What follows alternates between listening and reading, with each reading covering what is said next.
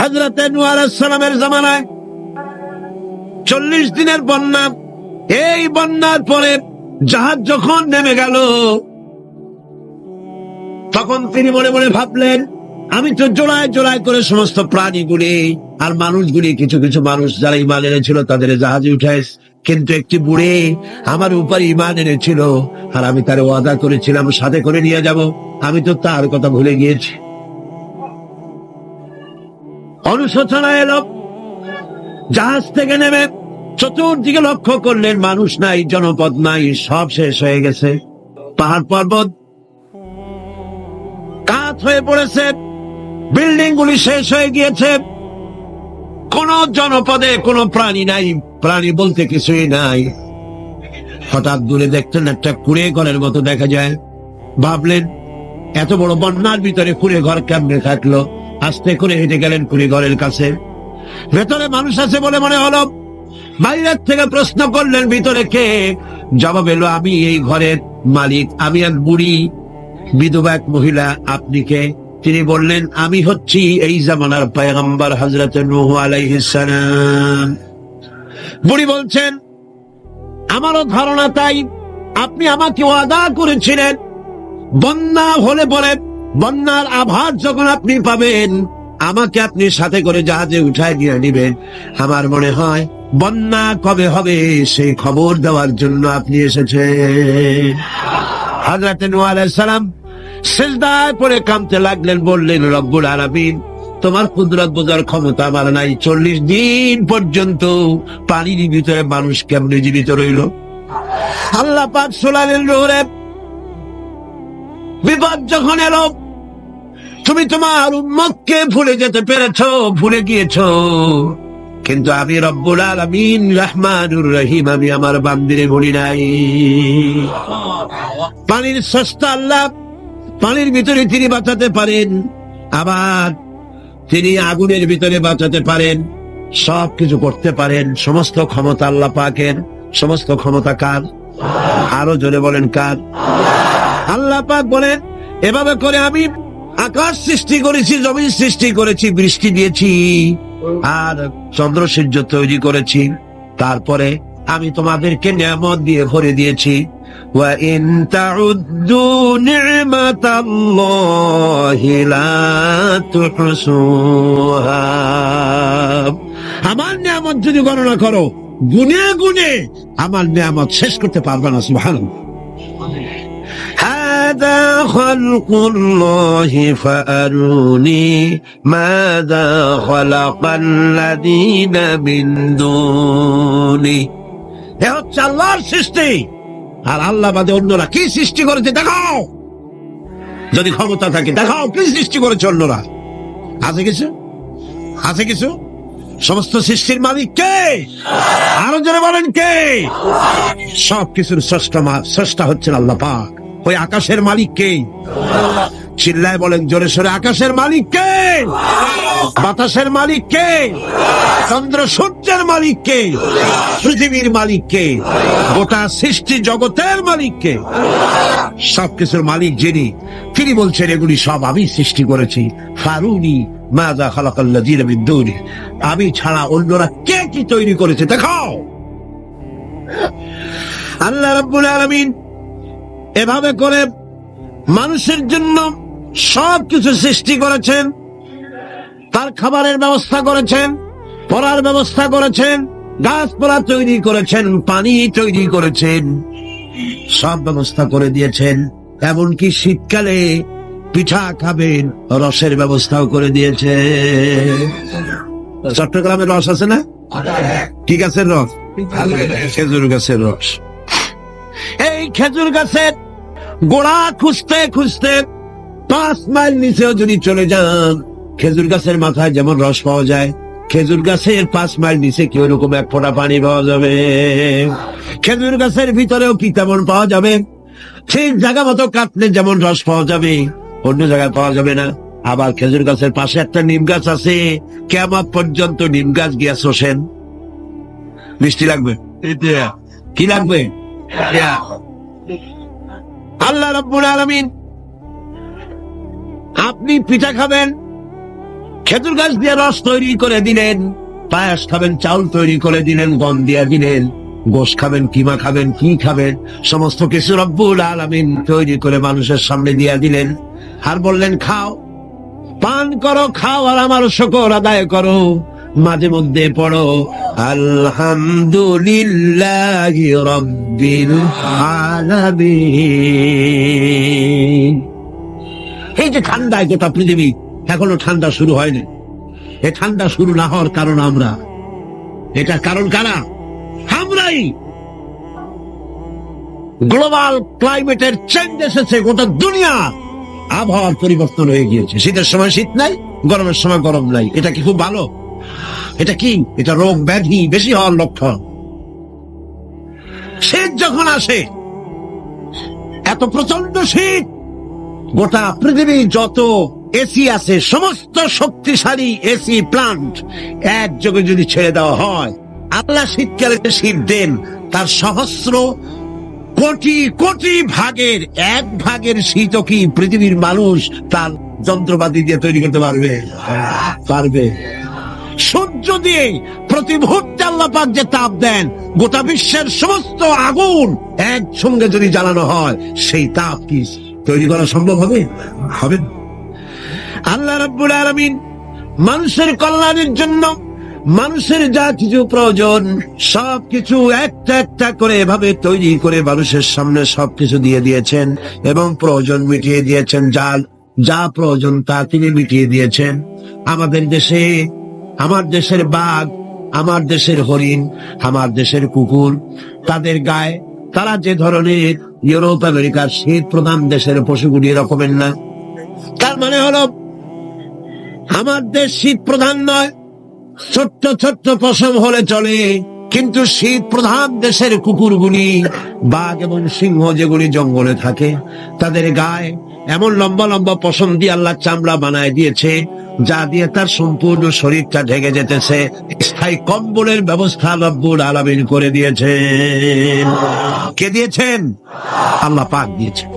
এবং সেই চামড়া দিয়ে, সে চামড়া যেন আপনি ব্যবহার করতে পারেন, সেজন্য আল্লাহ পাক আপনার জন্য সুন্দর করে সেই চামড়া দিয়ে কাপড় চোপড় তৈরি করার, জামা ব্যবহার করার সব ব্যবস্থা আল্লাহ করে দিয়েছে। কম্বল তৈরি করার ব্যবস্থা করে দিয়েছে। আল্লাহ পাক যা খুশি তাই করতে পারেন। কোরআন বলতেছে ফাআলুন লিমা ইউরিদ, যা খুশি তাই তিনি করেন। লা ইউসআলু আম্মা ইয়াফআলু ওয়া হুম ইউসআলুন, তিনি যা করেন সেজন্য কারো কাছে তাকে কৈফিয়ত দিতে হয় না, বরং গোটা বিশ্ব আল্লাহর কাছে কৈফিয়ত দিতে বাধ্য। সমস্ত বিশ্ব কৈফিয়ত দিতে কার কাছে বাধ্য? আল্লাহ পাকের কাছে কৈফিয়ত দিতে বাধ্য। প্রচন্ড শক্তির মালিক। মানুষেরা বোঝে না, ক্ষমতায় যখন আসে তখন চতুর্দিকে দেখে ক্ষমতার ক্ষমতা, কি যে করবে দিশা করতে পারে না। সারা জীবন ক্ষমতায় টিকে থাকার জন্য সর্বাত্মক প্রচেষ্টা চালায়, দেশ যখন পাইছি আর ছাড়বো না, ঠিক কিনা? এই চেষ্টা চালায়। কিন্তু আল্লাহ পাকের মূল ক্ষমতা তো আল্লাহর হাতে। আল্লাহ পাক ক্ষমতা দিয়ে বলেন লিনানজুরাকুম কাইফা তা'মালুন, ক্ষমতা দিয়ে তাকায় থাকি তোমার আমলটা কি হয় তা দেখার জন্য, তুমি করোটা কি সেইটা দেখার জন্য আমি দেখি। লিনানজুরাকুম কাইফা তা'মালুন। মানুষ ক্ষমতা হাতে পায়, অত্যাচারের স্টিম রোলার চালায়, আল্লাহ দেখতে থাকে। আর আল্লাহ যখন অ্যাকশন নেন, সেই অ্যাকশন থেকে তাকে কেউ বাঁচাইতে পারে না। প্রচন্ড ক্ষমতার মালিক। রাতকে দিন বানাতে পারেন, দিনকে রাত বানাতে পারেন, আমিরকে ফকির বানাতে পারেন, ফকিরকে আমির বানায় দিতে পারেন, রাস্তার লোক ধরে নিয়ে প্রেসিডেন্ট বানায় দিতে পারেন, আবার নারাজ হলে পরে জুতার মালা দিয়া জেলখানায় ঢুকাইয়া দিতে পারেন। ক্ষমতায় থাকাকালীন ফুলের মালা এত বেশি পায়, ফুলের মালায় গলা ভরে যায়। গাবতলির কোরবানির হাতেও এত মালা পায় না। এত মালা গলায় দিয়া আনন্দে ফুর্তিতে মারতে থাকে। আমার বন্ধুগণ মনে রাখেন, ফুলের মালায় আত্মহারা হয়েও না যারা ক্ষমতায় থাকো। এই ফুলের মালা আর ফাঁসির রশি একেবারেই পাশাপাশি। ফুলের মালা থেকে ফুলগুলি ঝরে পড়লেই ওই রশিটাই ফাঁসি হওয়ার জন্য যথেষ্ট, ঠিক কিনা? মানুষ বোঝে না। আল্লাহ বলেন, আমি তাকায় থাকি, দেখি কি করো, তোমার আমলটা কেমন হয়। ক্ষমতার মালিক আল্লাহ, দেওয়ার মালিক আল্লাহ।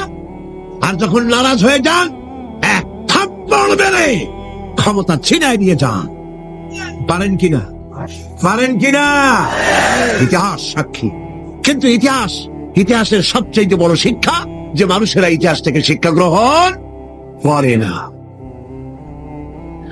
जगत जी लगाने के लिए ये दुनिया नहीं है,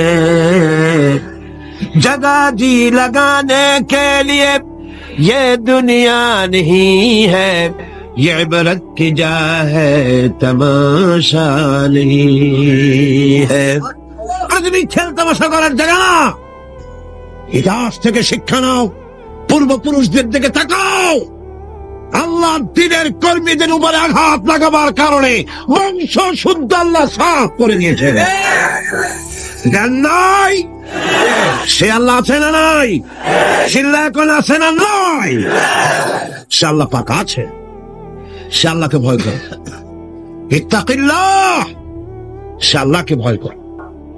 আল্লাহ পাক ইচ্ছে করলে ক্ষমতা দিতে পারে, ইচ্ছে করলে ক্ষমতা ছিনায়ও নিতে। সে আল্লাহ রাব্বুল আলামিন, ক্ষমতা দেওয়ার মালিক, ক্ষমতা ছিনায় নেওয়ার মালিক, হায়াতের মালিক, মওতের মালিক। সবাই বলুন, হায়াতের মালিক কে? মওতের মালিক কে? খাবারের মালিক কে? হাসাবার মালিক কে? কাঁদাবার মালিক কে? সব কিছুর মালিক কে? আল্লাহ রাব্বুল আলামিন।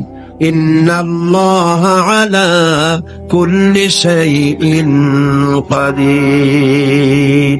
সবকিছুই উপরে তিনি ক্ষমতাবান, যা খুশি তাই তিনি করেন। এ হচ্ছে আল্লাহর সৃষ্টি। সবকিছুই আল্লাহ সৃষ্টি করেছেন। বরং কাফের বেঈমান যারা অস্বীকার করে আল্লাহ রাব্বুল আলামিন, সেই মানুষেরাই বুঝতে পারে না। বরং মানুষ যা কিছু তৈরি করেছে তা সবই আল্লাহর বানানো জিনিস, তার থেকেই করেছে, কতটা বুঝে আসে না। মানুষ না বুঝেই বিজ্ঞানকে সবকিছুর প্রশংসা বিজ্ঞানের জন্য করে, বিজ্ঞানের জন্যই প্রশংসা অস্থির হয়ে যায়। যেমন ধরুন, রাজশাহী বিশ্ববিদ্যালয়ে আপনার ছেলে পড়ে, 6 মাস টাকা পয়সা পায় না, ধার কর্য করিয়া তার 6টা মাস চালায়। হঠাৎ করে পিয়ন মানি অর্ডার ফর্ম নিয়ে হাজির, 6,000 টাকা পাঠাইছে বাপে। টাকাগুলি নিয়ে সই করে পিয়নের কদমবুসি করে যে, বাবাজি এতদিন পরে টাকা নিয়ে আসছেন, আপনার প্রতি আল্লাহ রহম করুন। এটা বুদ্ধিমান না বেকুব? বুদ্ধিমান না বেকুব? আরে বেটা, পিয়ন কি তোর বাজান? টাকাকে পাঠিয়েছে, বাবা পাঠিয়েছে, প্রশংসা তার কর। বিজ্ঞানীরা প্লেন বানিয়েছে, বিজ্ঞানীরা গাড়ি বানিয়েছে, বিজ্ঞানীরা কম্পিউটার তৈরি করেছে, প্রশংসা করো সেই আল্লাহ যে আল্লাহ রাব্বুল আলামিন বিজ্ঞানীর মাথায় বুদ্ধি দিয়েছে। প্রশংসা কর, আল্লাহ পাকের প্রশংসা করতে হবে। হায়াতে খালকুল্লাহ, যা কিছু আল্লাহ বলছেন এ সব কিছু আল্লাহর সৃষ্টি। মানুষ কিছুই সৃষ্টি করেনি, শুধু আল্লাহর সৃষ্টি দিয়ে জোড়াতালি দিয়ে বানিয়েছে, ঠিক না? আল্লাহর বানানো জিনিস দিয়ে জোড়াতালি দেওয়া হয়েছে। আল্লাহ পাকের সৃষ্টি তো দূরের কথা, আল্লাহকেই মানতে চায় না। কি বলে আনসিন ইজ নাথিং। শুনছেন কথা? আনসিন ইজ নাথিং, যা দেখা যায় না তা কিছুই না, মানি না। যার রং নাই, রূপ নাই, ধরা যায় না, ছোঁয়া যায় না, অনুভব করা যায় না, তা মানি না। এই কথা দিয়ে তারা আল্লাহরে অস্বীকার করতে চায়। অথচ এই ভদ্রলোকেরা মাধ্যাকর্ষণ না দেখেই বিশ্বাস করে মাধ্যাকর্ষণ আছে, ঠিক কিনা? এই ভদ্রলোকেরা বিদ্যুতের শক্তি দেখেই, বিদ্যুৎকেও দেখে। আপনারা দেখতেছেন বিদ্যুতের শক্তি দেখে বিদ্যুৎকে বিশ্বাস করা। বাতাসের প্রচন্ডতা দেখে বাতাসকে অনুভব করে, বিশ্বাস করে। অক্সিজেন চোখে দেখে না, ইথারকে চোখে দেখে না, বিশ্বাস করে। কিন্তু এমনই নাস্তিক, এমনই কপাল পোড়া যে আল্লাহরে দেখা যায় না তাই বিশ্বাস করা যাবে না। এক নাস্তিকের সাথে হযরত ইমাম আবু হানিফা রাহমাতুল্লাহ আলাইহির এক বিতর্ক অনুষ্ঠান হলো। সেই বিতর্ক অনুষ্ঠানে ইমাম আবু হানিফা রাহমাতুল্লাহ আলাইহি পৌঁছতে বেশ দেরি করলেন। নাস্তিক তখন উপস্থিত জনতাকে বলছে, দেখো তোমাদের ইমাম, তোমাদের ইসলামী চিন্তাবিদ যুক্তিতে দুর্বল, সেই জন্য আসতেছে না। বেশ কিছুক্ষণ দেরি করে তিনি উপস্থিত হলেন। নাস্তিক বলল, আগে আপনি বলেন, আপনি ওয়াদা ভঙ্গ করলেন কেন, সময় মতো আসতে পারলেন না কেন? তিনি জবাবে বললেন, দেখো আমি অনেক দূর থেকে এসেছি, এসে দেখি সামনে নদী, এখন পার হবো কেমনে? কোন নৌকার ব্যবস্থা নাই। হঠাৎ দেখলাম কি এক আশ্চর্য কথা, একটা চারা গজায় উঠলো, ফট করে বিরাট গাছ হয়ে গেল। কই থেকে একটা কুড়াল আসলো, গাছটারে কাজে ভাড়ায় গেলে। তারপরে এলো করা, বানাইলো তক্তা, এরপরে আসলো লোহা, পড়লো হাতুড়ি, হয়ে গেল নৌকা। বাহ কি মজা! এরপর নৌকা নামলো নদীতে, আমি উঠে বসলাম, এই পাড়ি দিয়ে আসলাম, তাই যা একটু দেরি হলো। নাস্তিক কয় যে কি সর্বনাশ, এই লোকের সাথে আমি তর্ক করবার মাথা তুই স্ক্রু শটটা ঠিকা। আরে আন্দাজ একটা গাছ হয়ে গেল ফট করিয়া, তারপরে কুড়াল আসলো, তক্তা হইলো, বিনা মিস্ত্রিতে নৌকা হইলো, এটা কেমনে সম্ভব? ইমাম সাহেব বলেন, আমার বিতর্ক শেষ। বিনা মিস্ত্রিতে যদি, তোমার যুক্তি মতে বিনা মিস্ত্রিতে যদি একটা নৌকা না হতে পারে, এই বিশ্ব তৈরি হলো কি করে বিনা মিস্ত্রিতে? ওই বিশাল আকাশ হলো কিভাবে? এই বিরাট চন্দ্র সূর্য হলো কিভাবে? কি করে তোমার ওই বডি তৈরি হলো? নাস্তিক চেয়ার থেকে নেমে ইমামের কাদমের উপরে পড়ে গেল, বলে আল্লাহু আকবার, আমি অন্যায় করেছি, আল্লাহ আমারে মাফ করে দাও। তিনি অন্যান্য নবীদের মতো শুধুমাত্র একটি গোষ্ঠীর জন্য আসেন নাই। তিনি অন্যান্য জাতির মতো, অন্যান্য নবীদের মতো একটা এলাকার জন্য নবী হয়ে আসেন নাই। মুহাম্মদুর রাসূলুল্লাহ সাল্লাল্লাহু আলাইহি ওয়াসাল্লাম এসেছিলেন বিশ্ববাসীর জন্য। সুবহানাল্লাহ। দুনিয়ায় যত নবী আল্লাহ পাঠালেন, সমস্ত নবীরা ছিলেন এলাকা ভিত্তিক এবং অঞ্চল ভিত্তিক, ভাষা ভিত্তিক। নবী করিম সাল্লাল্লাহু আলাইহি ওয়াসাল্লাম সম্পর্কে আল্লাহ তাআলা বলেছেন, قل يا أيها الناس إني رسول الله إليكم جميعا। হে নবী, আপনি বলুন, হে মানব গোষ্ঠী, আমি আল্লাহর পক্ষ থেকে তোমাদের সকলের জন্য রাসূল হয়ে এসেছি। সুবহানাল্লাহ। কোন সময়ের জন্য? যখন তিনি এসেছিলেন সেই সময়ের জন্য, নাকি? কি বলেন, বুঝতে পারছেন না? নবীজি তিনি পৃথিবীতে এসেছিলেন কিয়ামত পর্যন্ত, এই পৃথিবীতে যত মানুষ আসবে সমস্ত মানুষের জন্য আল্লাহ তাআলা তাকে রাসূল করে পাঠিয়েছেন। সুবহানাল্লাহ। এই পৃথিবীতে যদি প্রশ্ন করা হয় মানুষের জন্য সবচাইতে বেশি জরুরি কি জিনিস, তাহলে আপনি কি জবাব দিবেন? এক একজন এক এক রকমের জবাব দিবেন। কেউ বলবেন জরুরি ভাত, কেউ বলবেন রুটি, কেউ বলবেন পানি, কেউ বলবেন বাতাস, কেউ বলবেন অক্সিজেন। কিন্তু মূল জবাব কি? আসল জবাব হচ্ছে, এই পৃথিবীতে মানুষের জন্য সব থেকে বেশি জরুরত হচ্ছে রিসালাত, নবুওয়াত। কারণ আল্লাহ তাআলা আমাদেরকে সৃষ্টি করেছেন কোন পথে চললে পরে আমরা আল্লাহর নৈকট্য লাভ করতে পারবো। আমরা যে পৃথিবীতে এসেছি, আমাদের কি পৃথিবীতে চিরকাল থাকবো, না আমাদেরকে যেতে হবে? জবাব দেন।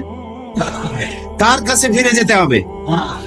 সেই যে আল্লাহর কাছে ফিরে যেতে হবে, সেজন্য আল্লাহ রব্বুল আলামিন আমাদেরকে অন্ধকারে ছেড়ে দেননি, আমাদের জন্য পথের দিশা দিয়েছেন। আর সেজন্য তিনি নবী পাঠিয়েছেন। আদম আলাইহিস সালাম থেকে শুরু করে মুহাম্মদুর রাসূলুল্লাহ, সবাই বলেন সাল্লাল্লাহু আলাইহি ওয়াসাল্লাম, তার পর্যন্ত যত নবী পাঠালেন সমস্ত নবীদেরকে আল্লাহ পাক নবুয়ত দিয়েছেন, নবী করে পাঠিয়েছেন। তাদের কোনো ভুল নাই, তাদের কোনো গুনাহ নাই, তারা সবাই মাসুম, তারা বেগুনাহ। এই নবীদের মধ্যে সর্বশেষ এবং সর্বশ্রেষ্ঠ নবী হলেন মুহাম্মদ রাসূলুল্লাহ সাল্লাল্লাহু আলাইহি ওয়াসাল্লাম। নবী করিম সাল্লাল্লাহু আলাইহি সাল্লামকে আল্লাহ তাআলা এমন একটা সময় পাঠালেন যখন গোটা পৃথিবীতে মানুষ ছিল ধ্বংসের দ্বার প্রান্তে। চুরি, ডাকাতি, জেনা, ব্যভিচার, হত্যা, ধর্ষণ, এমন কোন পাপ নাই যা মানুষ করত না। যেই দেশে রাসূল আসলেন সেই দেশে মানুষ, তাদের চিন্তা ছিল যে আমি মানুষকে খুন করব না কেন, লুট করব না কেন, মিথ্যা কথা বলবো না কেন, নারী অপহরণ করব না কেন, এর কোন যুক্তিসঙ্গত কারণ তাদের জানা ছিল না। সবটাই তারা বৈধ মনে করত। এবং কতটা জাহিল ছিল যে এই গোত্রের লোকেদের উটের পানি খাওয়ার আগে আর এক গোত্রের লোকের উটের পানি খাওয়াইল কেন, এই অপরাধে তারা একে অপরের বিরুদ্ধে গোত্রে গোত্রে লড়াই হয়েছে বছরের পর বছর, যুগের পরে যুগ। এরকমের জাহালাতে পরিপূর্ণ ছিল সমাজ। অর্থাৎ পৃথিবী ছিল এক ধ্বংসের প্রান্তে। এই ধ্বংস থেকে বাঁচানোর জন্য আল্লাহর রহমত ছাড়া আর কোন উপায় ছিল না। সেরকম একটি সময় আল্লাহ রাব্বুল আলামিন তার রহমত পাঠালেন। আল্লাহ তাআলা কোরআনে কারিমে বলছেন, ওয়ামা আরসালনাকা ইল্লা রাহমাতান লিল আলামিন। হে নবী, আমি আপনাকে গোটা সৃষ্টি জগতের জন্য আমার রহমত করে পাঠিয়েছি। সুবহানাল্লাহ। প্রিয় ভাই সব, আমি সেই রাসূলের কথা আপনাদেরকে শোনাতে এসেছি যিনি আকাশের নিচে জমিনের উপরে সব থেকে শ্রেষ্ঠ মানুষ, যার থেকে শ্রেষ্ঠ পৃথিবীতে আর কেউ। আমি আপনাদের সামনে এমন এক মহান ব্যক্তিত্বকে জানাতে এসেছি যিনি, যার মর্যাদা শুধু আকাশের নিচে নয়, আল্লাহর আরশের নিচে, জমিনের উপরে, আল্লাহর পরেই যার মর্যাদা। সুবহানাল্লাহ বলবেন না? তার সম্পর্কে, তবে তার সম্পর্কে আলোচনা করা আমার মতো আকিঞ্চন, আমার মতো ছোট্ট, নগণ্য, সামান্য জ্ঞানের অধিকারী কিভাবে এত বড় বিশাল ব্যক্তিত্ব সম্পর্কে আপনাদের সামনে আমি তুলে ধরব। ওমা তৌফিকি ইল্লা বিল্লাহ। আমি বলে থাকি, আটলান্টিক মহাসাগর, প্রশান্ত মহাসাগরের পানি যদি কেউ মাপতে যায় চামচ দিয়ে, তাহলে তাকে কি মনে করা হবে? তার সুস্থতা, মস্তিষ্কের সুস্থতা সম্পর্কে চিন্তা করতে হবে। আটলান্টিক মহাসাগরের পানিও হয়তো একদিন চামচ দিয়ে মাপা হয়তো সম্ভব হতেও পারে, কিন্তু নবী করিম সাল্লাল্লাহু আলাইহি সাল্লামের জীবন আলেখ্য, তার পবিত্র জীবন আলোচনা করে শেষ করা যাবে না। সুবহানাল্লাহ। এই পৃথিবীতে কত রাজা বাদশাহ এসেছেন, কত রঙ্গমঞ্চ তারা তৈরি করেছেন, কত দার্শনিক, কত বৈজ্ঞানিক, কত সাহিত্যিক, কত কবি পৃথিবীতে এসেছেন, কিন্তু মানুষের কাছে গ্রহণযোগ্য আদর্শ নিজের চরিত্র দিয়ে কেউ দেখায় যেতে পারেননি। নবী করিম সাল্লাল্লাহু আলাইহি সাল্লাম এক ব্যতিক্রম ধর্মী মানুষ, আল্লাহ তাকে পাঠাইছিলেন পৃথিবীতে। তার জীবন দুই রকম ছিল না। দুনিয়ার সব নেতাদের জীবন হয় দুই রকম সাধারণত। একটা হচ্ছে পাবলিক ক্যারেক্টার, আর একটা হলো পার্সোনাল ক্যারেক্টার। একটা ব্যক্তিগত জীবন, ব্যক্তিগত চরিত্র, আর একটা মানুষকে দেখাবার মতো চরিত্র।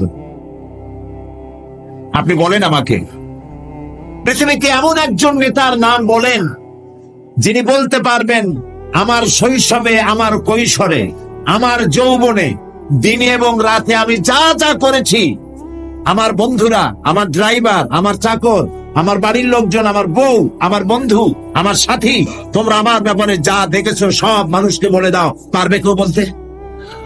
এরকম আসতে বললেন, কথা বুঝতে পেরেছেন কিনা? তাহলে বলেন, এরকম কেউ বলতে পারবে? এবার যার সিরাত জানার জন্য, পবিত্র জীবন জানার জন্য, আরামকে হারাম করে মাঠের ভিতরে বিনা বিছানায় যারা বসেছেন, যার জীবনকে জানার জন্য, তার সম্পর্কে শোনাই। আল্লাহর নবী বলেছেন, ও আমার সাহাবীরা, ও আমার স্ত্রীরা, দিনের আলোতে রাতের আধারে আমার ব্যাপারে যা জেনেছো আর যা দেখেছো সবগুলো খুলে খুলে মানুষের সামনে বলে দাও। রাসূলের জীবন ছিল সূর্যের মতো দীপ্তমান, যেখানে কোনো কালিমা নাই। অন্ধ সূর্যের আলো অনুভব করতে পারে, ঠিক না? সমস্ত মানুষ তার জীবন সম্পর্কে ওয়াকিবহাল। পৃথিবীতে কেউ নাই রাসূলের চরিত্রে কোনো দাগ লাগানোর কোনো কথা বলতে পারে। সুবহানাল্লাহ বলতে ইচ্ছে করে না? আপনারা যে বসে আছেন এখানে, প্রত্যেকটা মুহূর্ত আপনার আমলনামায় নেকি লেখা হচ্ছে। কারণ জিকিরে ইলাহি যেমন ইবাদত, আল্লাহর জিকির করা কি বলেন না কেন? আল্লাহর জিকির যেমন ইবাদত, জিকরে ইলাহি যেমন ইবাদত, জিকরে হাবিব তেমন ইবাদত। আমরা রাসূলকে স্মরণ করছি, তার আলোচনা করছি। কি মহান ব্যক্তিত্ব, যার জীবনে দুই রকমের কোনো কিছু নাই, সব স্পষ্ট। আল ওয়াদুহু ওয়াস সারাহা, একদম দিবালোকের মতো স্পষ্ট, কোনো বক্রতা নাই। কাফেরেরা চিন্তা করত যে এই লোকটা হইল কেমন, এভাবে কেমনে হলো? শৈশব, কৈশোর, যৌবন কাটালেন তিনি এই সমাজের মধ্যে, কিন্তু মিথ্যা কথা বলেন না। মিথ্যা ছাড়া সমাজ চলে না, মদ ছাড়া মুহূর্ত চলে না। মদের অন্তত 100 প্রকার নাম ছিল তাদের। মদ খাইতে খাইতে শেষ পর্যন্ত মদের গ্লাস আর জগ মুখে জড়াই দিয়ে চিতে পড়ে থাকে। এরকম একটি সমাজে তিনি বড় হলেন। মদের গ্লাস তিনি টাচ করেছেন, হাত দিয়ে ধরে দেখেছেন, জীবনের শত্রুরাও বলতে পারবে না কেমনে হইল। তিনি যখন কোরআন শরীফ পড়তেন, কাফেররা মনে করত যে লোকটা কোনোদিন কোনো কবির সাথে বসে নাই, ওঠে নাই, সাহিত্যিকদের সাথে আনাগোনা ছিল না। এই যে মিলাই মিলাই বলে, নিশ্চয়ই কবি হয়ে গেছে, তলে তলে কবি হয়ে গেছে। নবী করিম সাল্লাল্লাহু আলাইহি সাল্লাম সম্পর্কে যখন যে কথা এসেছে, জবাব রাসূলের দেওয়া লাগে নাই, জবাব দিয়েছেন কে? রাসূলকে এক পর্যায়ে মজনুন বলা হয়েছে। মানে কি? পাগল বলা হয়েছে। রাসূলকে পাগল বলা হয়েছে, রাসূল জবাব দেন নাই। কারণ রাসূলকে যদি পাগল বলা হয়, তাতে রাসূলের তো অসুবিধা নাই। এই আঘাত লাগে আল্লাহ, আঘাত লাগে আল্লাহ তাআলার অস্তিত্বের উপরে। আল্লাহ রাব্বুল আলামিন সঙ্গে সঙ্গে জবাব দিয়ে দিলেন। আল্লাহ রাব্বুল আলামিন বলেন, ওয়ামা সাহিবুকুম বিমাজনুন, তোমাদের সাথী পাগল নন। মুহাম্মদ সাল্লাল্লাহু আলাইহি ওয়াসাল্লাম পাগল নন তা বললেন না, বললেন তোমাদের সাথী পাগল না। তোমরাই তো সাথে ছিলা, একসঙ্গে খেলাধুলা করেছো, ওঠা বসা করেছো। তার জীবন যৌবন চোখের সামনে, পাগলামির কি দেখলে তার মধ্যে? নবী করিম সাল্লাল্লাহু আলাইহি ওয়াসাল্লাম কে যখন কবি বলা হলো, আল্লাহ তাআলা প্রতিবাদ করলেন, হে নবী আপনি বলুন আল্লাহ এক এবং একক, তার কোনো অংশীদার নাই, তিনি বেনিয়াজ, তিনি কাউকে জন্ম দেন নাই, তাকেও কেউ জন্ম দেয়নি। আকাশ আর জমিনে আল্লাহর সমকক্ষ কেউ নাই, কেউ নাই। তিনি এক এবং একক। তার একত্ববাদের দাওয়াত দেওয়ার জন্য অসংখ্য পয়গম্বর আল্লাহ পাক এই দুনিয়ায় পাঠিয়েছেন, আর সমস্ত পয়গম্বর দাওয়াত দিয়েছেন কি? লা ইলাহা ইল্লাল্লাহু মুহাম্মাদুর রাসূলুল্লাহ সাল্লাল্লাহু। আল্লাহ হচ্ছেন তিনি যিনি আকাশ সৃষ্টি করেছেন, জমিন সৃষ্টি করেছেন, আর আকাশ থেকে পানি বর্ষণ করে তোমাদের খাদ্য উৎপাদন করে দিয়েছেন। এই পানি হচ্ছে মানুষের জন্য জীবন। পানির এক নাম কি? জোরে বলেন, পানির এক নাম কি? জীবন। এই পানি এক নাম জীবন। কিন্তু কর্ণফুলীর পানি যদি চট্টগ্রামে 10 ফুট উঁচা হয়ে আসে, পানির নাম হবে কি? নাম হবে মরণ। এই পানিকে কন্ট্রোল করেন আল্লাহ রাব্বুল আলামিন। আল্লাহ যদি ইচ্ছে করেন বেশি করে পানি দিয়া পুরা এলাকা ডুবাই দিতে পারেন, আবার ইচ্ছে করলে পানির ভিতরে মানুষ বাঁচাই দিতে পারেন, আগুনের মধ্যে মানুষ বাঁচাইতে পারেন। সমস্ত ক্ষমতা হচ্ছে, কর্তৃত্ব কেবলমাত্র আল্লাহ পাকের। কর্তৃত্ব কার? কর্তৃত্ব কার? আল্লাহ পাকের কর্তৃত্ব।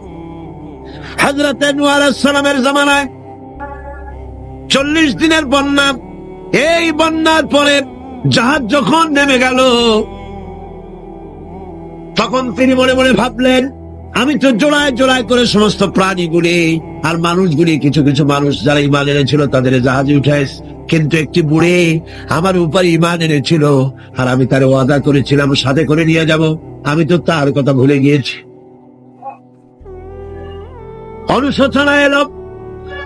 জাহাজ থেকে নেমে চতুর্দিকে লক্ষ্য করলেন, মানুষ নাই, জনপদ নাই, সব শেষ হয়ে গেছে। পাহাড় পর্বত কাত হয়ে পড়েছে, বিল্ডিং গুলি শেষ হয়ে গিয়েছে, কোন জনপদে কোনো প্রাণী নাই, প্রাণী বলতে কিছুই নাই। হঠাৎ দূরে দেখতেন একটা কুঁড়ে ঘরের মতো দেখা যায়। ভাবলেন, এত বড় বন্যার ভিতরে কুঁড়ে ঘর কেমনে থাকলো? আস্তে করে হেঁটে গেলেন কুঁড়ে ঘরের কাছে। ভেতরে মানুষ আছে বলে মনে হলো। বাইরের থেকে প্রশ্ন করলেন, ভিতরে কে? জবাব এলো, আমি এই ঘরের মালিক, আমি এক বুড়ি বিধবা এক মহিলা। আপনি কে? তিনি বললেন, আমি হচ্ছি এই জামানার পয়গম্বর হযরত নূহ আলাইহিস সালাম। বুড়ি বলছেন, আমারও ধারণা তাই। আপনি আমাকে ওয়াদা করেছিলেন বন্যা হলে পরে, বন্যার আভাস যখন আপনি পাবেন, আমাকে আপনি সাথে করে জাহাজে উঠায় নিয়ে নিবেন। আমার মনে হয় বন্যা কবে হবে সেই খবর দেওয়ার জন্য আপনি এসেছেন। হযরত নূহ আলাইহিস সালাম সিজদায় পড়ে কাঁদতে লাগলেন, বললেন, রব্বুল আলামিন, তোমার কুদরত বোঝার ক্ষমতা আমার নাই। 40 দিন পর্যন্ত পানির ভিতরে মানুষ কেমনে জীবিত রইল? আল্লাহ পাক শোনালেন, নূরে, বিপদ যখন এলো, তুমি তোমার উম্মতকে ভুলে যেতে পেরেছো, ভুলে গিয়েছো, কিন্তু আমি রব্বুল আলামিন রহমানুর রহিম, আমি আমার বান্দিরে ভুলি নাই। পানির স্রষ্টা আল্লাহ, পানির ভিতরে তিনি বাঁচাতে পারেন, আবার তিনি আগুনের ভিতরে বাঁচাতে পারেন, সবকিছু করতে পারেন। সমস্ত ক্ষমতা আল্লাহ পাকের। সমস্ত ক্ষমতা কার? আরো জোরে বলেন, কার? আল্লাহ পাক বলেন, এভাবে করে আমি আকাশ সৃষ্টি করেছি, জমিন সৃষ্টি করেছি, বৃষ্টি দিয়েছি আর চন্দ্র সূর্য তৈরি করেছি, তারপরে আমি তোমাদেরকে নিয়ামত দিয়ে ভরে দিয়েছি। ওয়া ইন তাউদ্দু নি'মাতাল্লাহি লা তুহসুহা। আমার নিয়ামত যদি গণনা করো, গুনে গুনে আমার নিয়ামত শেষ করতে পারবে না। সুবহানাল্লাহ। হাদা খালকুল্লাহি ফাআরুনি মাযা খালাকাল্লাযীনা মিন দুনি। এ হচ্ছে আল্লাহর সৃষ্টি, আর আল্লাহ বাদে অন্যরা কি সৃষ্টি করেছে দেখাও। যদি ক্ষমতা থাকে দেখাও কি সৃষ্টি করেছে অন্যরা। আছে কিছু? আছে কিছু? সমস্ত সৃষ্টির মালিক কে? আরো জোরে বলেন, কে? সব কিছুর স্রষ্টা হচ্ছেন আল্লাহ পাক। ওই আকাশের মালিক কে? চিল্লায় বলেন জোরে সোরে, আকাশের মালিক কে? বাতাসের মালিক কে? চন্দ্র সূর্যের মালিক কে? পৃথিবীর মালিক কে? গোটা সৃষ্টি জগতের মালিক কে? সবকিছুর মালিক যিনি, তিনি বলছেন এগুলি সব আমি সৃষ্টি করেছি। ফারুনি মাযা খালাকাল্লাযীনা মিন দুনি। আমি ছাড়া অন্যরা কে কি তৈরি করেছে দেখাও। আল্লাহ রাব্বুল আলামিন এভাবে করে মানুষের জন্য সবকিছু সৃষ্টি করেছেন। তার খাবারের ব্যবস্থা করেছেন, পড়ার ব্যবস্থা করেছেন, গাছপালা তৈরি করেছেন, পানি তৈরি করেছেন, সব ব্যবস্থা করে দিয়েছেন। এমনকি শীতকালে পিঠা খাবেন, রসের ব্যবস্থাও করে দিয়েছে। চট্টগ্রামের রস আছে না? কি গাছের রস? খেজুর গাছের রস। এই খেজুর গাছের গোড়া খুঁজতে খুঁজতে 5 মাইল নিচেও যদি চলে যান, খেজুর গাছের মাথায় যেমন রস পাওয়া যায়, খেজুর গাছের 5 মাইল নিচে কি ওরকম এক ফোঁটা পানি পাওয়া যাবে? খেজুর গাছের ভিতরেও কি তেমন পাওয়া যাবে? ঠিক জায়গা মতো কাটলে যেমন রস পাওয়া যাবে, অন্য জায়গায় পাওয়া যাবে না। আবার খেজুর গাছের পাশে একটা নিম গাছ আছে, কিয়ামত পর্যন্ত নিম গাছ গিয়া শোষেন। মিষ্টি লাগবে? কি লাগবে? আল্লাহ রাব্বুল আলামিন, আপনি পিঠা খাবেন, খেজুর গাছ দিয়ে রস তৈরি করে দিলেন, পায়াস খাবেন, চাউল তৈরি করে দিলেন, গম দিয়ে দিলেন, গোশ খাবেন, কিমা খাবেন, কি খাবেন, সমস্ত কিছু রব্বুল আলামিন তৈরি করে মানুষের সামনে দিয়ে দিলেন। আর বললেন খাও, পান করো, খাও, আর আমার শুকর আদায় করো। মাঝে মধ্যে পড়ো আলহামদুলিল্লাহি রাব্বিল আলামিন। এই যে ঠান্ডা, গোটা পৃথিবী এখনো ঠান্ডা শুরু হয়নি। এই ঠান্ডা শুরু না হওয়ার কারণ আমরা, এটা কারণ কারা? আমরাই। গ্লোবাল ক্লাইমেটের চেঞ্জ এসেছে, গোটা দুনিয়া আবহাওয়ার পরিবর্তন হয়ে গিয়েছে। শীতের সময় শীত নাই, গরমের সময় গরম নাই। এটা কি খুব ভালো? এটা কি? এটা রোগ ব্যাধি বেশি হওয়ার লক্ষণ। শীত যখন আসে, এত প্রচন্ড শীত, গোটা পৃথিবী যত এসি আছে, সমস্ত শক্তিশালী এসি প্লান্ট একযোগে যদি ছেড়ে দেওয়া হয়, আল্লাহ শীতকালে শীত দেন, তার সহস্র কোটি কোটি ভাগের এক ভাগের শীতও কি পৃথিবীর মানুষ তার যন্ত্রপাতি দিয়ে তৈরি করতে পারবে? পারবে। সূর্য দিয়ে প্রতি মুহূর্তে আল্লাহ পাক যে তাপ দেন, গোটা বিশ্বের সমস্ত আগুন একসঙ্গে যদি জ্বালানো হয়, সেই তাপ কি তৈরি করা সম্ভব হবে? হবে না। আল্লাহ রাব্বুল আলামিন মানুষের কল্যাণের জন্য মানুষের যা কিছু প্রয়োজন সবকিছু একটা একটা করে এভাবে তৈরি করে মানুষের সামনে সবকিছু দিয়ে দিয়েছেন এবং প্রয়োজন মিটিয়ে দিয়েছেন। যা প্রয়োজন তা তিনি মিটিয়ে দিয়েছেন। আমাদের দেশে, আমার দেশের বাঘ, আমার দেশের হরিণ, আমার দেশের কুকুর, তাদের গায়ে তারা যে ধরনের ইউরোপ আমেরিকার শীত প্রধান দেশের পশুগুলি এরকমের না। তার মানে হলো আমার দেশ শীত প্রধান নয়, ছোট্ট ছোট্ট পশম হলে চলে, কিন্তু শীত প্রধান দেশের কুকুরগুলি, বাঘ এবং সিংহ যেগুলি জঙ্গলে থাকে, তাদের গায়ে এমন লম্বা লম্বা পশম দিয়ে আল্লাহ চামড়া বানায় দিয়েছে, যা দিয়ে তার সম্পূর্ণ শরীরটা ঢেকে যেতেছে। স্থায়ী কম্বলের ব্যবস্থা রব্বুল আলামিন করে দিয়েছেন। কে দিয়েছেন? আল্লাহ পাক দিয়েছেন। এবং সেই চামড়া দিয়ে, সে চামড়া যেন আপনি ব্যবহার করতে পারেন, সেজন্য আল্লাহ পাক আপনার জন্য সুন্দর করে সেই চামড়া দিয়ে কাপড় চোপড় তৈরি করার, জামা ব্যবহার করার সব ব্যবস্থা আল্লাহ করে দিয়েছে। কম্বল তৈরি করার ব্যবস্থা করে দিয়েছে। আল্লাহ পাক যা খুশি তাই করতে পারেন। কোরআন বলতেছে ফাআলুন লিমা ইউরিদ, যা খুশি তাই তিনি করেন। লা ইউসআলু আম্মা ইয়াফআলু ওয়া হুম ইউসআলুন, তিনি যা করেন সেজন্য কারো কাছে তাকে কৈফিয়ত দিতে হয় না, বরং গোটা বিশ্ব আল্লাহর কাছে কৈফিয়ত দিতে বাধ্য। সমস্ত বিশ্ব কৈফিয়ত দিতে কার কাছে বাধ্য? আল্লাহ পাকের কাছে কৈফিয়ত দিতে বাধ্য। প্রচন্ড শক্তির মালিক। মানুষেরা বোঝে না, ক্ষমতায় যখন আসে তখন চতুর্দিকে দেখে ক্ষমতার ক্ষমতা, কি যে করবে নিজে করতে পারে না।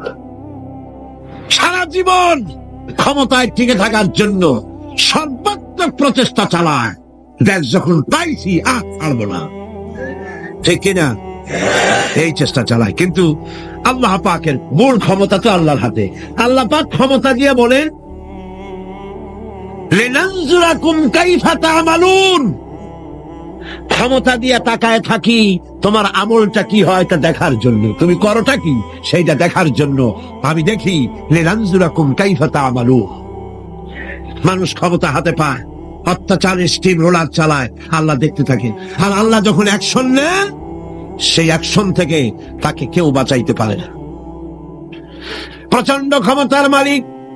রাতকে দিন বানাতে পারেন, দিনকে রাত বানাতে পারেন, আমিরকে ফকির বানাতে পারেন, ফকিরকে আমির বানায় দিতে পারেন, রাস্তার লোক ধরে নিয়ে প্রেসিডেন্ট বানায় দিতে পারেন, আবার নারাজ হলে পরে জুতার মালা দিয়া জেলখানায় ঢুকাইয়া দিতে পারেন। ক্ষমতায় থাকাকালীন ফুলের মালা এত বেশি পায়, ফুলের মালায় গলা ভরে যায়। গাবতলির কোরবানির হাতেও এত মালা পায় না। এত মালা গলায় দিয়া আনন্দে ফুর্তিতে মারতে থাকে। আমার বন্ধুগণ মনে রাখেন, ফুলের মালায় আত্মহারা হয়েও না যারা ক্ষমতায় থাকো। এই ফুলের মালা আর ফাঁসির রশি একেবারেই পাশাপাশি। ফুলের মালা থেকে ফুলগুলি ঝরে পড়লেই ওই রশিটাই ফাঁসি হওয়ার জন্য যথেষ্ট, ঠিক কিনা? মানুষ বোঝে না। আল্লাহ বলেন, আমি তাকায় থাকি, দেখি কি করো, তোমার আমলটা কেমন হয়। ক্ষমতার মালিক আল্লাহ, দেওয়ার মালিক আল্লাহ। আর যখন নারাজ হয়ে যান, এক থাপ্পড় মেরে ক্ষমতা ছিনাই নিয়ে যান। পারেন কিনা? ইতিহাস সাক্ষী। কিন্তু ইতিহাসের সবচেয়ে বড় শিক্ষা যে মানুষেরা ইতিহাস থেকে শিক্ষা গ্রহণ করে না। जगत जी लगाने के लिए ये दुनिया नहीं है, जगह जी लगाने के लिए ये दुनिया नहीं है, ये इबरत की जा है तमाशा नहीं है। पृथ्वी खेल तमाशा করার জায়গা না। ইতিহাস থেকে শিক্ষা নাও, পূর্বপুরুষদের দিকে তাকাও। আল্লাহ দিনের কর্মীদের উপরে আঘাত লাগাবার কারণে বংশ শুদ্ধ আল্লাহ সাফ করে দিয়েছে। জ্ঞান নাই, সে আল্লাহ আছে না নাই? চিল্লা এখন আছে না নাই? সে আল্লাহ পাক আছে, সে আল্লাহকে ভয় করে। ইত্তাকিল্লাহ, সে আল্লাহকে ভয় করে। আল্লাহ পাক ইচ্ছে করলে ক্ষমতা দিতে পারে, ইচ্ছে করলে ক্ষমতা ছিনায়ও নিতে। সে আল্লাহ রাব্বুল আলামিন, ক্ষমতা দেওয়ার মালিক, ক্ষমতা ছিনায় নেওয়ার মালিক, হায়াতের মালিক, মওতের মালিক। সবাই বলুন, হায়াতের মালিক কে? মওতের মালিক কে? খাবারের মালিক কে? হাসাবার মালিক কে? কাঁদাবার মালিক কে? সব কিছুর মালিক কে? আল্লাহ রাব্বুল আলামিন। ইন্নাল্লাহা আলা কুল্লি শাইইন কাদির। সবকিছুই উপরে তিনি ক্ষমতাবান, যা খুশি তাই তিনি করেন। এ হচ্ছে আল্লাহর সৃষ্টি। সবকিছু আল্লাহ সৃষ্টি করেছেন। বরং কাফের বেঈমান যারা অস্বীকার করে আল্লাহ রাব্বুল আলামিন, সেই মানুষেরাই বুঝতে পারে না। বরং মানুষ যা কিছু তৈরি করেছে তা সবই আল্লাহর বানানো জিনিস, তার থেকেই করেছে, কতটা বুঝে আসে না। মানুষ না বুঝেই বিজ্ঞানকে সবকিছুর প্রশংসা বিজ্ঞানের জন্য করে, বিজ্ঞানের জন্যই প্রশংসা অস্থির হয়ে যায়। যেমন ধরুন, রাজশাহী বিশ্ববিদ্যালয়ে আপনার ছেলে পড়ে, 6 মাস টাকা পয়সা পায় না, ধার খরচ করিয়া তার 6টা মাস চালায়। হঠাৎ করে পিয়ন মানি অর্ডার ফর্ম নিয়ে হাজির, 6,000 টাকা পাঠাইছে বাপে। টাকাগুলি নিয়ে সই করে পিয়নের কদমবুসি করে যে, বাবাজি এতদিন পরে টাকা নিয়ে আসছেন, আপনার প্রতি আল্লাহ রহম করুন। এটা বুদ্ধিমান না বেকুব? বুদ্ধিমান না বেকুব? আরে বেটা, পিয়ন কি তোর বাজান? টাকাকে পাঠিয়েছে, বাবা পাঠিয়েছে, প্রশংসা তার কর। বিজ্ঞানীরা প্লেন বানিয়েছে, বিজ্ঞানীরা গাড়ি বানিয়েছে, বিজ্ঞানীরা কম্পিউটার তৈরি করেছে, প্রশংসা করো সেই আল্লাহ, যে আল্লাহ রাব্বুল আলামিন বিজ্ঞানীর মাথায় বুদ্ধি দিয়েছে। প্রশংসা কর, আল্লাহ পাকের প্রশংসা করতে হবে। হায়াতে খালকুল্লাহ, যা কিছু আল্লাহ বলছেন এ সব কিছু আল্লাহর সৃষ্টি। মানুষ কিছুই সৃষ্টি করেনি, শুধু আল্লাহর সৃষ্টি দিয়ে জোড়াতালি দিয়ে বানিয়েছে, ঠিক না? আল্লাহর বানানো জিনিস দিয়ে জোড়াতালি দেওয়া হয়েছে। আল্লাহ পাকের সৃষ্টি তো দূরের কথা, আল্লাহকেই মানতে চায় না। কি বলে আনসিন ইজ নাথিং। শুনছেন কথা? আনসিন ইজ নাথিং, যা দেখা যায় না তা কিছুই না, মানি না। যার রং নাই, রূপ নাই, ধরা যায় না, ছোঁয়া যায় না, অনুভব করা যায় না, তা মানি না। এই কথা দিয়ে তারা আল্লাহরে অস্বীকার করতে চায়। অথচ এই ভদ্রলোকেরা মাধ্যাকর্ষণ না দেখেই বিশ্বাস করে মাধ্যাকর্ষণ আছে, ঠিক কিনা? এই ভদ্রলোকেরা বিদ্যুতের শক্তি দেখেই বিদ্যুৎকেও দেখে। আপনারা দেখতেছেন বিদ্যুৎ, বিদ্যুতের শক্তি দেখে বিদ্যুৎকে বিশ্বাস করা, বাতাসের প্রচন্ডতা দেখে বাতাসকে অনুভব করে, বিশ্বাস করে, অক্সিজেন চোখে দেখে না, ইথারকে চোখে দেখে না, বিশ্বাস করে। কিন্তু এমনই নাস্তিক, এমনই কপাল পোড়া যে আল্লাহরে দেখা যায় না, তাই বিশ্বাস করা যাবে না। এক নাস্তিকের সাথে হযরত ইমাম আবু হানিফা রাহমাতুল্লাহ আলাইহির এক বিতর্ক অনুষ্ঠান হলো। সেই বিতর্ক অনুষ্ঠানে ইমাম আবু হানিফা রাহমাতুল্লাহ আলাইহি পৌঁছতে বেশ দেরি করলে নাস্তিক তখন উপস্থিত জনতাকে বলছে, দেখো তোমাদের ইমাম, তোমাদের ইসলামী চিন্তাবিদ যুক্তিতে দুর্বল, সেই জন্য আসতেছে না। বেশ কিছুক্ষণ দেরি করে তিনি উপস্থিত হলেন। নাস্তিক বলল, আগে আপনি বলেন, আপনি ওয়াদা ভঙ্গ করলেন কেন, সময় মতো আসতে পারলেন না কেন? তিনি জবাবে বললেন, দেখো আমি অনেক দূর থেকে এসেছি, এসে দেখি সামনে নদী, এখন পার হবো কেমনে? কোন নৌকার ব্যবস্থা নাই। হঠাৎ দেখলাম কি এক আশ্চর্য কথা, একটা চারা গজায় উঠলো, ফট করে বিরাট গাছ হয়ে গেল। কই থেকে একটা কুড়াল আসলো, গাছটারে কাজে ভাড়ায় গেলে। তারপরে এলো করা, বানাইলো তক্তা, এরপরে আসলো লোহা, পড়লো হাতুড়ি, হয়ে গেল নৌকা। বাহ, কি মজা! এরপর নৌকা নামলো নদীতে, আমি উঠে বসলাম, এই পাড়ি দিয়ে আসলাম, তাই যা একটু দেরি হলো। নাস্তিক কয় যে কি সর্বনাশ, এই লোকের সাথে আমি তর্ক করবার মাথা স্ক্রু শটটা ঠিকা।